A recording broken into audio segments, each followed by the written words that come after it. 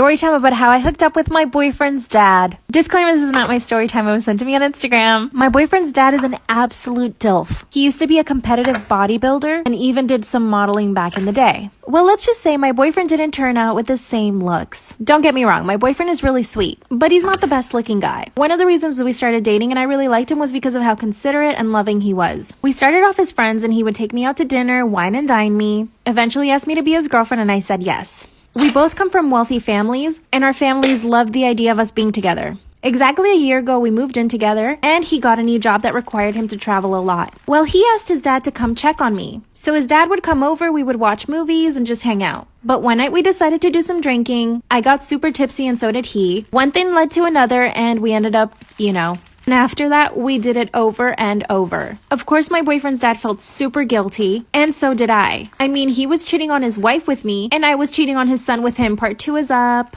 Part 2 of how I hooked up with my boyfriend's dad. Disclaimer, this is not my story time. It was sent to me on Instagram. After my boyfriend's dad and I had hooked up a couple of times, of course, he felt really guilty, and so did I. We decided to end things cordially and never tell anyone about it. Fast forward to when my boyfriend comes home from his work trip. I had to pretend like nothing happened, but it was really hard because at this point I definitely caught feelings for my boyfriend's dad. I became really distant from my boyfriend and he started noticing. He also asked me one day if his dad came over to check up on me, which I said yes. After that, things were just not the same between my boyfriend and I. He would always ask me why I never touched him or kissed him, and I would just say that I felt bad or that I had my period. A month later, my boyfriend goes on another work trip. My boyfriend even invited me to come on the work trip, but I said no. Instead, as soon as he left, I called his dad and told him to come over. I told him I just wanted to talk, but really, his dad came over, we talked for about an hour, and then it happened again. It's like we just couldn't help ourselves. That's when he told me that he was catching feelings for me and that maybe even wanted to get a divorce. Part 3 is Part 3 of how I hooked up with my boyfriend's dad. Disclaimer, this is not my story time. I was sent to me on Instagram. My boyfriend's dad tells me that he wants to get a divorce from his wife because he's catching feelings for me. He even suggested that we could move away to another town. And yes, at this point, I had totally fallen for him too. But at the same time, I still had a relationship with his son. But to be honest with you guys, I didn't have the guts to tell my boyfriend that I loved his dad. Since my boyfriend was still on the work trip, his dad would come over almost every single day. His wife, aka my mother-in-law, didn't even notice that she was coming over to my place. She thought he was at work and at the gym. We are now fully in love. My boyfriend came back from his work trip and of course, I was still distant. A few days later, he asked me what was wrong and I just don't know what to tell him. His dad told me to keep quiet for now because he wants to figure out what to do. I don't want to end a marriage and I know I don't want to break my boyfriend's heart. But at the same time, I am in love with his dad. I know you guys are going to think I'm a terrible person, but I genuinely need your advice. What do you guys think I should do? Should I be honest with my boyfriend?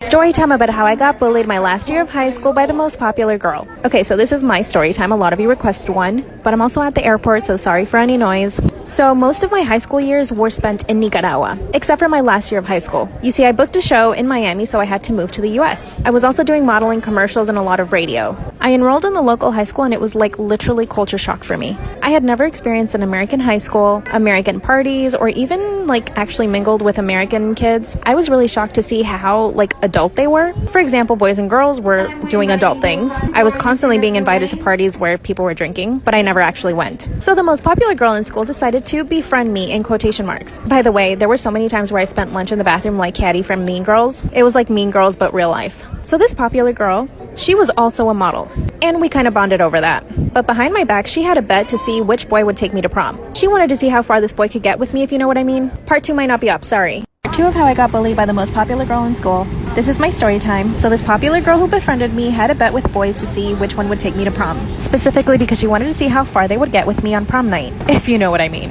I kept saying no to every single boy. Because I was the new girl, I was constantly getting hit on, but a lot of these boys had girlfriends. Well, since I said no to every single boy, this mean girl decided to print out flyers of the show that I was in. So basically the poster of the show. And when I got to school the next day, there were so many posters of me on the walls, on the floor, with a lot of things drawn on my face. They were even in the boys' locker room.